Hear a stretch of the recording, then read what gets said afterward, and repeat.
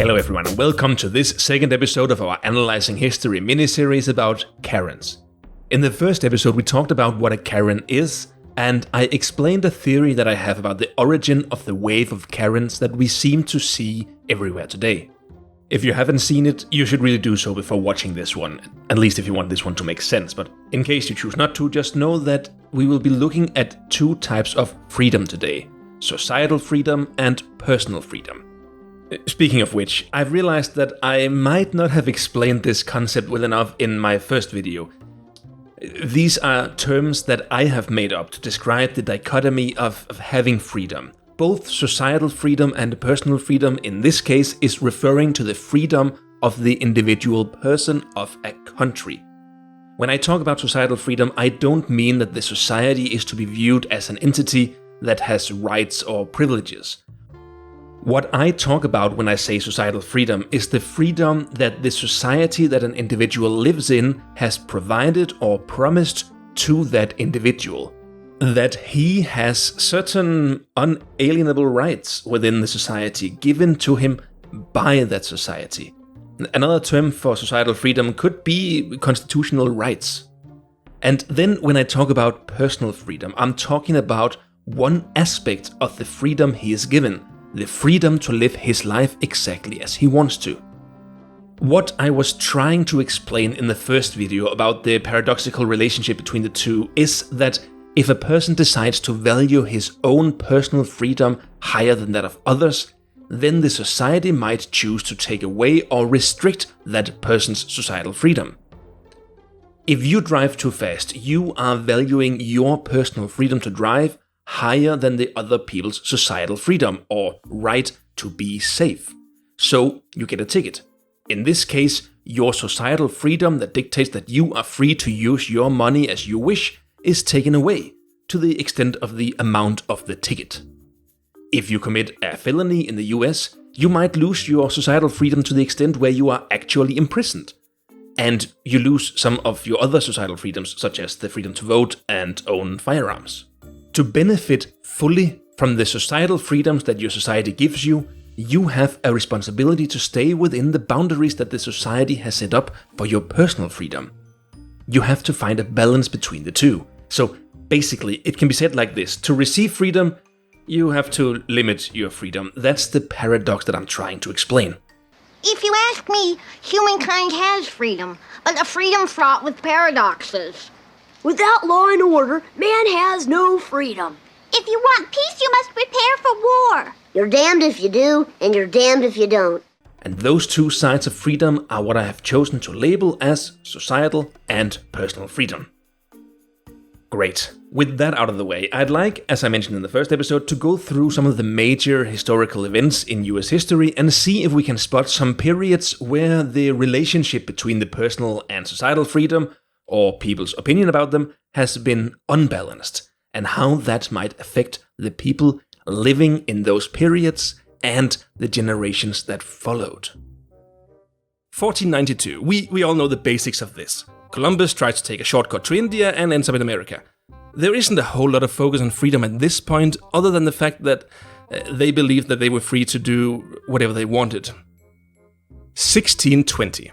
Here we have the colony of Plymouth being settled. It's not the first colony in America. Jamestown was founded 13 years earlier, and just 1 year earlier the first African slaves were brought to Jamestown. So far it's not looking too good for societal freedom. But here in Plymouth is where things get interesting. The Pilgrims who founded Plymouth had left England on the Mayflower to escape religious persecution, to be able to live and worship as they pleased. Here we see a big score for societal freedom, and even more so when they decide to establish a democratic system of government in the Plymouth Colony. We have to knock off some points though, as even though they were very open-minded about having democracy and religious freedom, it only extended so far as their own worldviews. They were not exactly tolerant about other religions, different opinions from their own descent, or the indigenous people.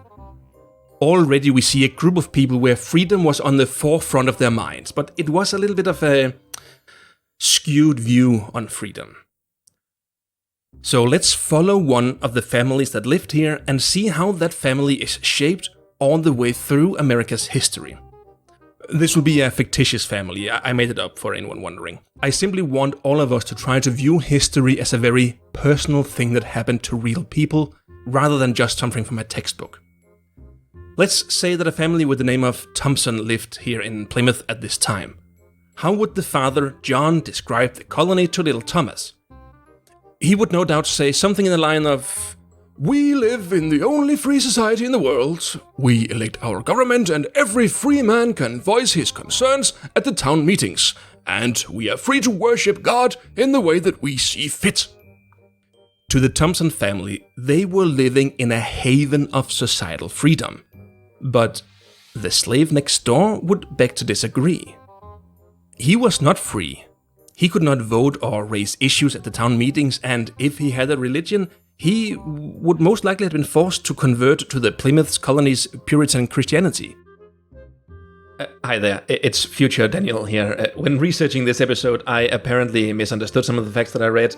It wasn't until a final fact check that I found out that actual slavery was not confirmed, or at least not common enough to write about in the Plymouth Colony until the 1670s. For the first 50 years, there would instead have been something called indentured servants, who were individuals who agreed to work for a specific period of time, often in exchange for passage to the New World and basic necessities. There were actually 20 of those who arrived in Plymouth alongside the Pilgrims on the Mayflower.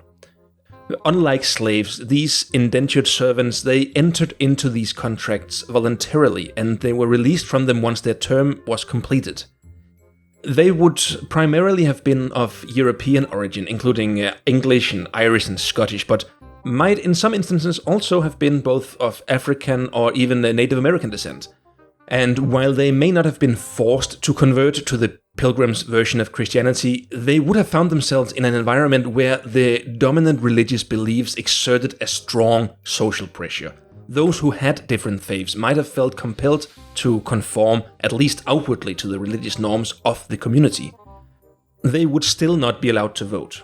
Their status and lack of church membership would have excluded them from participating in the colony's governance. Plymouth Colony is viewed by many as the beginning of the large-scale colonization of America, and it's fair to say that any society founded on such a conflicting view on freedom would have a difficult time defining freedom going forward. So let's move on and see some more examples. I'll be back with the next time period to look at in about a week or two, so make sure to keep your eye out for that. Thank you all for being here, and a huge thank you to my subscribers and patrons for supporting the channel. I've had a pretty hectic week and it was difficult for me to find the time to finish this video, but the thought that you were all waiting here for it made me want to prioritize it and get it out for you all. So thanks for watching, and I hope to see you all in the next episode of Stick Figure History.